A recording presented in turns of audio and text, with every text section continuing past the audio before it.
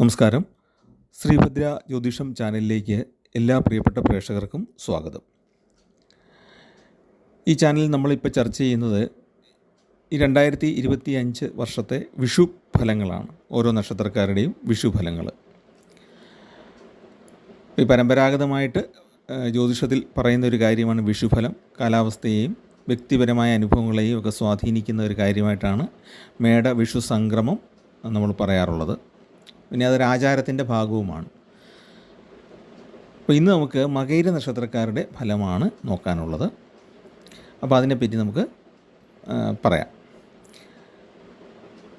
ശനി മീനൻ രാശിയിൽ, വ്യാഴം ഇടവൻ രാശിയിൽ നിൽക്കെ, കൊല്ലവർഷം 1200, മേടമാസം 1-ാം തീയതി തിങ്കളാഴ്ച, ഉദയത്തിന് മുമ്പായിട്ട് 7 നാഴിക 25 വിനാഴിക ചോതി നക്ഷത്രം, തുലാക്കൂറും കൃഷ്ണപക്ഷ പ്രഥമതിഥിയും വരാഹക്കരണവും വജ്രനാമ നിത്യയോഗവും കൂടിയ സമയം മേടവിഷു സംക്രമം. അതായത് 2025 ഏപ്രിൽ 14-ാം തീയതി രാവിലെ, അതായത് നേരം വെളുക്കുന്നതിന് മുമ്പ് പുലർച്ചെ 3 മണി 21 മിനിറ്റിനാണ് മേടവിഷു സംക്രമം നടക്കുന്നത്. അപ്പോൾ വിഷു സംക്രമം നടക്കുന്ന സമയത്തുള്ള നക്ഷത്രവുമായിട്ട് ബന്ധപ്പെടുത്തിയും ആ സമയത്തെ കരണം എന്ന് പറഞ്ഞാൽ സമയഭേദം അതുമായിട്ട് ബന്ധപ്പെടുത്തിയുമാണ് നമ്മൾ വിഷുഫലം ഗണിക്കുന്നത്. ഒരു തിഥിയുടെ പകുതിയാണ് കരണം എന്നറിയപ്പെടുന്നത്. ഗണിത സൗകര്യത്തിന് വേണ്ടിയിട്ട് സമയത്തെ വിഭജനം ചെയ്തിരിക്കുന്നതിൽ ഉള്ള ഒരു ഭാഗമാണ്. അല്ലെങ്കിൽ നമ്മൾ ചന്ദ്രൻ്റെ ഗതി അനുസരിച്ചാണ് നമ്മൾ തിഥിയെ നിശ്ചയിക്കുന്നത്. ആ തിഥി എന്ന് പറയുന്ന 12 ഡിഗ്രി വരുന്ന ആ തിഥിയുടെ പകുതിയാണ് ഒരു കരണം എന്ന് അറിയപ്പെടുന്നത്. അപ്പോൾ ഈ കരണം എന്ന് പറഞ്ഞാൽ കരണാൽ കാര്യവൃദ്ധിച്ച എന്നാണ് ജ്യോതിഷത്തിൽ പറയുന്നത്. കരണം എന്ന് പറയുന്നത് കാര്യവൃദ്ധിയെ, അല്ലെങ്കിൽ നമ്മുടെ അഭിവൃദ്ധിയെ, അല്ലെങ്കിൽ നമ്മൾ ചെയ്യുന്ന പ്രവൃത്തിയുടെ ഫലത്തെ സൂചിപ്പിക്കുന്നു. അപ്പോൾ അതുകൊണ്ട് അതൊക്കെ ചേർത്താണ് നമ്മൾ വിഷുഫലം ഗണിക്കുന്നത്. അപ്പം വിഷു സംക്രമ ഫലം എന്ന് പറയുന്നത് ചോതിയാണ് എന്ന് പറഞ്ഞാൽ, ചോതി നക്ഷത്രത്തിലാണ് വിഷു സംക്രമം നടക്കുന്നത്. അങ്ങനെ വിഷു സംക്രമ നക്ഷത്രത്തെ ആസ്പദമായിട്ട് ചിന്തിക്കുമ്പോൾ മകയിര നക്ഷത്രം അന്ത്യശൂലം എന്ന ഗണത്തിലാണ് ഉൾപ്പെടുന്നത്. നക്ഷത്രങ്ങളെ പല വിഭാഗമായിട്ട് തിരിച്ചിട്ടുള്ളത് കഴിഞ്ഞ വീഡിയോയിൽ പറഞ്ഞിരുന്നു. ആദിശൂലം, മധ്യശൂലം, അന്ത്യശൂലം, ആദിഷട്കം, മധ്യഷട്കം, അന്ത്യഷട്കം, ഇങ്ങനെ 6 വിഭാഗങ്ങളായിട്ട് നക്ഷത്രങ്ങളെ തിരിച്ചിട്ടുണ്ട്. അതായത് സംക്രമം നടക്കുന്ന നക്ഷത്രം അനുസരിച്ചാണ് അതിനെ നിശ്ചയിക്കുന്നത്. അപ്പോൾ ചോതി നക്ഷത്രമായതുകൊണ്ട് മകയിര നക്ഷത്രം അന്ത്യശൂലം എന്ന ഗണത്തിലാണ് വരുന്നത്. അതുകൊണ്ട് അവർക്ക് വിഷുഫലം അത്ര ഗുണകരമല്ല. ആയുധം കൊണ്ടും പശു, പക്ഷി മുതലായവ നിമിത്തവും ദേഹത്തിൽ മുറിവുണ്ടാകാനുള്ള സാധ്യതയുണ്ട്. രോഗബാധ, അതുപോലെ തന്നെ ചെറിയ തോതിലുള്ള ആപത്തുകൾ ഒക്കെ അനുഭവപ്പെടാനായിട്ട് ഈ വർഷം സാധ്യതയുണ്ട്.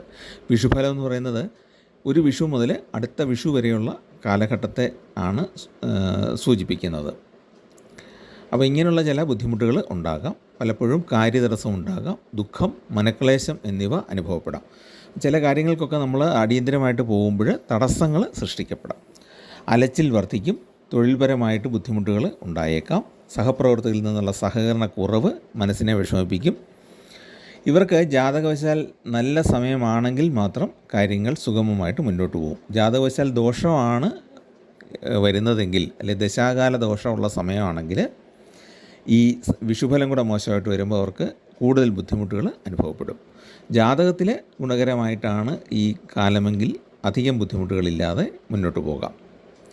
അതുകൊണ്ട് തന്നെ എല്ലാവരും അവരവരുടെ ആചാരപ്രകാരമുള്ള, ഓരോ മതത്തിലും പെട്ടവർ അതാത് ആചാരപ്രകാരമുള്ള പ്രാർത്ഥനകൾ നടത്തുക. എല്ലാ ദിവസവും മുടങ്ങാതെ അത് ചെയ്യുന്നത് ഏറ്റവും ഉത്തമമാണ്. അപ്പോൾ ഈ മകയിര നക്ഷത്രം എന്ന് പറയുന്നത് 2 കൂറുകളിലായിട്ടാണ് വരുന്നത്.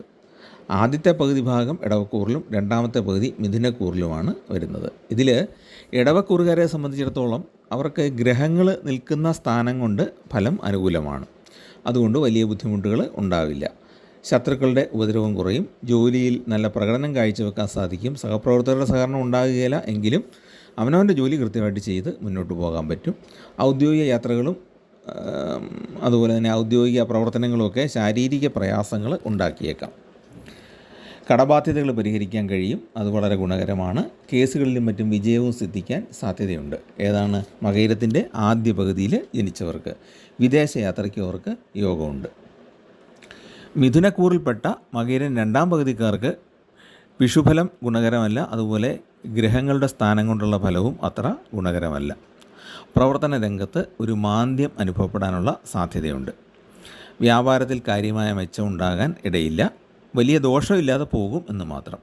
ശത്രുക്കളുടെയും തന്നോട് മത്സരിക്കുന്നവരുടെയും പ്രവർത്തനം അനിഷ്ടകരമായ അനുഭവങ്ങൾക്ക് കാരണമാകും. ധനനഷ്ടമോ അല്ലെങ്കിൽ ബന്ധുക്കളുമായിട്ട് അഭിപ്രായ വ്യത്യാസമൊക്കെ ഉണ്ടാകാനും സാധ്യതയുണ്ട്. കർമ്മഭാവത്തിലാണ് ശനി നിൽക്കുന്നത്, അത് ദോഷകരമായിട്ട് വരാം. വ്യാഴം അതിചാരത്തിൽ സഞ്ചരിച്ച് ജന്മക്കൂറിലും രണ്ടിലും പിന്നെ തിരികെ ജന്മത്തിലും എത്തിച്ചേരുന്നത് ഒട്ടും ഗുണകരമല്ല. പലവിധ മനപ്രയാസങ്ങളും നേരിടേണ്ടി വന്നേക്കും. അതായത് മിഥുനത്തിലേക്ക് വന്നിരിക്കുന്ന വ്യാഴം കർക്കിടകത്തിൽ പോയിട്ട് വീണ്ടും മിഥുനത്തിലേക്ക് തന്നെ തിരിച്ചു വരും. അതിനാണ് അതിചാരം എന്ന് പറയുന്നത്. ഇത് ഏതാനും ദിവസങ്ങളുടെ അല്ലെങ്കിൽ മാസങ്ങളുടെ ഉള്ളിലാണ് ഈ അങ്ങോട്ടും ഇങ്ങോട്ടുമുള്ള വ്യാഴത്തിൻ്റെ ട്രാൻസിറ്റ് നടക്കുന്നത്. അപ്പോൾ അത് അത്ര ഗുണകരമല്ല. ഇനി നമുക്ക് ഗണിതപരമായ കാര്യങ്ങൾ കൂടെ നോക്കാം. മകയിരം ആദ്യ പകുതി ഉൾപ്പെടുന്ന ഇടവക്കൂറിന് ആയം കൂടുതലും വ്യയം കുറവുമായിട്ടാണ് വരുന്നത്. അതുകൊണ്ട് ധനഗുണം കൂടുതലായിരിക്കും ഇടവക്കൂറിൽപ്പെടുന്ന മകയിര നക്ഷത്രക്കാർക്ക്. പുതിയ വരുമാന സ്രോതസ്സുകളിൽ കൂടെ ധനവരവിന് സാധ്യതയുണ്ട്. പുതിയ ഏതെങ്കിലും പ്രോജക്റ്റിൽ ഉൾപ്പെടുത്തുക, അല്ലെങ്കിൽ പുതിയ ഏതെങ്കിലും വ്യാപാരം ആരംഭിക്കുക, അങ്ങനെ എന്തെങ്കിലുമൊക്കെ പുതിയ പുതിയ കാര്യങ്ങൾ ആരംഭിക്കാനും അതിൽ നിന്ന് ധനവരവിന് സാധ്യതയുണ്ട്. മിഥുനക്കൂറിന് ആയം എന്ന് പറയുന്നത് 14, വ്യയം 2. അപ്പോൾ അത് ഗുണകരമാണ് എന്ന് പറഞ്ഞാൽ വലിയ ധനനഷ്ടങ്ങൾ ഒഴിവായിപ്പോവും. ഇപ്പം സംക്രമ നക്ഷത്രം കൊണ്ട് അത്ര ഗുണകരമല്ലെങ്കിലും ഈ ആയവും വ്യയവും നോക്കുമ്പോൾ മിഥുനക്കൂറിൽപ്പെടുന്ന മകയിര നക്ഷത്രക്കാർക്ക് വലിയ ദോഷം ഉണ്ടാകുന്നില്ല. അതുകൊണ്ട് തന്നെ മേടം മുതൽ ഗുണകരമായ കാലഘട്ടമാണ്. വലിയ ധനനഷ്ടങ്ങളൊക്കെ ഒഴിവായിട്ട് മുന്നോട്ട് പോകാൻ കഴിയും. ഇനി കന്തായ ഫലം നോക്കുമ്പോൾ 1-0-0 എന്നിങ്ങനെയാണ് വരുന്നത്. അതുകൊണ്ട് തന്നെ മേടം മുതൽ 4 മാസം സാമാന്യം സുഖം അനുഭവപ്പെടും, ആവശ്യത്തിന് ധനം ലഭിക്കുന്നതാണ്. ചിങ്ങം മുതൽ 4 മാസം സുഖത്തിന് കുറവുണ്ടാകും, ശരാശരി ധനലാഭമേ ഉണ്ടാവുകയുള്ളൂ. ധനു മുതൽ 4 മാസം പരിമിതമായിട്ടുള്ള ധനലഭ്യതയെ ഉണ്ടാവുകയുള്ളൂ. അപ്പോൾ അങ്ങനെ മകയിരത്തിൻ്റെ ആദ്യ പകുതിയും രണ്ടാമത്തെ പകുതിയും തമ്മിൽ ഉള്ള വ്യത്യാസമുണ്ട്. അതുപോലെ തന്നെ ആയത്തിനും വ്യയത്തിനും വ്യത്യാസമുണ്ട്. വരവിനും ചെലവിനും ഉള്ള വ്യത്യാസവും ഈ രണ്ട് കൂറുകാർ തമ്മിൽ ഉണ്ട്, ആദ്യത്തെ പകുതിയും രണ്ടാമത്തെ പകുതിയും. പിന്നെ മൊത്തത്തിൽ ഗ്രഹാവസ്ഥകൾ വിശകലനം ചെയ്യുമ്പോൾ ഇടവക്കൂറിൽപ്പെടുന്നവർക്ക് വർഷാദ്യം കുറച്ച് വിഷമതകൾ ഉണ്ടായേക്കാം. പക്ഷേ വിജയം പിന്നീട് ലഭിക്കുകയും ചെയ്യും. അവർ ഏർപ്പെടുന്ന കാര്യങ്ങളിലൊക്കെ അവർക്ക് വിജയം അല്ലെങ്കിൽ ഫലസിദ്ധി ഉണ്ടാകാനുള്ള യോഗമുണ്ട്. ഭൂമി നേട്ടവും ധനനേട്ടവും സർക്കാരിൽ നിന്നുള്ള ആനുകൂല്യങ്ങൾ അല്ലെങ്കിൽ സർക്കാർ ജോലി ലഭിക്കുക തുടങ്ങിയ കാര്യങ്ങളുണ്ടാകാം. സാമാന്യമായ അധികാരങ്ങളൊക്കെ കൈകാര്യം ചെയ്യാൻ പറ്റും. മാന്യമായിട്ട് സമൂഹത്തിൽ ജീവിക്കാനും സാധിക്കും. അതാണ് ഇടവക്കൂറിൻ്റെ ഫലം, ഗ്രഹങ്ങളുടെ സ്ഥാനം കൊണ്ട് നമുക്ക് പറയാൻ കഴിയുന്നത്. മിഥുനക്കൂറിൽപ്പെടുന്നവർ അതേസമയത്ത് കൂടുതൽ ശ്രദ്ധ പുലർത്തണം. മിഥുനക്കൂറിൽപ്പെടുന്നവർ അവരെപ്പറ്റി ആരോപണങ്ങളൊക്കെ ഉയരാൻ സാധ്യതയുള്ളത് കൊണ്ട്, അതുപോലെ തന്നെ മറ്റുള്ളവരിൽ നിന്ന് അല്പം സഹകരണക്കുറവ് ഒക്കെ അനുഭവപ്പെടാൻ സാധ്യതയുള്ളതുകൊണ്ട് അവർ ശ്രദ്ധ പുലർത്തണം. ചെറിയ തോതിലൊക്കെ ശത്രുദോഷം ഉണ്ടാകാനുള്ളൊരു സാധ്യതയും അവർക്ക് ഉണ്ട്. അപ്പോൾ അതുകൊണ്ട് ആ കാര്യത്തിലൊക്കെ നന്നായിട്ട് ശ്രദ്ധിക്കുക. ക്ഷേത്ര ദർശനമൊക്കെ നടത്തുന്നത് ഏറ്റവും ഉത്തമമാണ്. ക്ഷേത്രം എന്ന് പറഞ്ഞാൽ നമ്മളുടെ ഓരോരുത്തരുടെയും മതവിഭാഗം അനുസരിച്ചുള്ള ആരാധനാലയം എന്ന് മനസ്സിലാക്കിയാൽ മതി. അങ്ങനെ ആരാധനാലയങ്ങളിൽ ദർശനം നടത്തുന്നത് ഏറ്റവും ഉത്തമമാണ്. ഇനി മകയിര നക്ഷത്രക്കാരെ സംബന്ധിച്ചിടത്തോളം ചെയ്യേണ്ട വഴിപാടുകൾ എന്താണെന്ന് നോക്കിയാൽ ചൊവ്വാപ്രീതികരങ്ങളായ കർമ്മങ്ങളാണ് അവർ പ്രധാനമായിട്ട് ചെയ്യേണ്ടത്. ചൊവ്വയുടെ അതിദേവതകളായ ഭദ്രകാളിയും സുബ്രഹ്മണ്യ സ്വാമിയൊക്കെ പ്രീതിപ്പെടുത്തേണ്ടതുണ്ട്. മകയിര നക്ഷത്രത്തിലും അതിൻ്റെ അനുജന്മ നക്ഷത്രങ്ങളായ ചിത്തിര, അവിട്ടം നക്ഷത്രങ്ങളിലും ക്ഷേത്രദർശനം നടത്തി കഴിയുന്ന വഴിപാടുകളൊക്കെ ചെയ്യുക. ദേവി പ്രീതികരങ്ങളായ പൗർണമി വ്രതവും സുബ്രഹ്മണ്യ പ്രീതികരങ്ങളായ ഷഷ്ഠി വ്രതവും എടുക്കുന്നത് ഉത്തമമാണ്. മിഥുനക്കൂറുകാരെ സംബന്ധിച്ചിടത്തോളം ശനി കർമ്മസ്ഥാനത്തും വ്യാഴം ജന്മത്തിലും രണ്ടിലും പിന്നെ ജന്മത്തിലുമായിട്ട് വരുന്നത് കൊണ്ട് ശനി ഭഗവാനും ശാസ്താവിനും വിഷ്ണു ഭഗവാനും വഴിപാടുകൾ ചെയ്യുന്നത് ഫലസിദ്ധി നൽകുന്നതാണ്. വലിയ വിഷമസന്ധികൾ ഉണ്ടാകാതെ ദോഷങ്ങൾ കടന്നു പോകാനായിട്ട് ഈ വഴിപാടുകൾ ഉത്തമമാണ്. പലപ്പോഴും നമ്മൾ ഇതൊന്നും തിരിച്ചറിയാതെ നമ്മൾ ഒരു ഒഴുക്കിൽപ്പെട്ടു പോകുന്ന പോലെ അങ്ങ് പൊയ്ക്കൊണ്ടിരിക്കും. നേരെ മറിച്ച് നമ്മൾ ഈശ്വരനിൽ മനസ്സുറപ്പിച്ച് പോവുകയാണെങ്കിൽ വഴിയിലുള്ള തടസ്സങ്ങളും പ്രയാസങ്ങളൊക്കെ തട്ടി നീക്കി മുന്നോട്ട് പോകാൻ നമുക്ക് സാധിക്കുന്നതാണ്.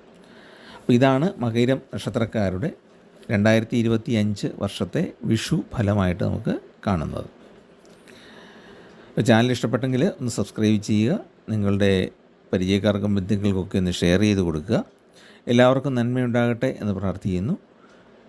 എല്ലാവർക്കും വിദ്യാഭ്യാസപരമായിട്ടും ധനപരമായിട്ടും ഒക്കെ പുരോഗതി ഉണ്ടാകട്ടെ എന്ന് പ്രാർത്ഥിക്കുന്നു. നിങ്ങളുടെ സന്താനങ്ങൾക്കും നിങ്ങളുടെ അച്ഛനമ്മമാർക്കും ഒക്കെ ഏറ്റവും ഗുണകരമായ അവസ്ഥകൾ ഉണ്ടാകട്ടെ എന്ന് പ്രാർത്ഥിക്കുന്നു. നമസ്കാരം.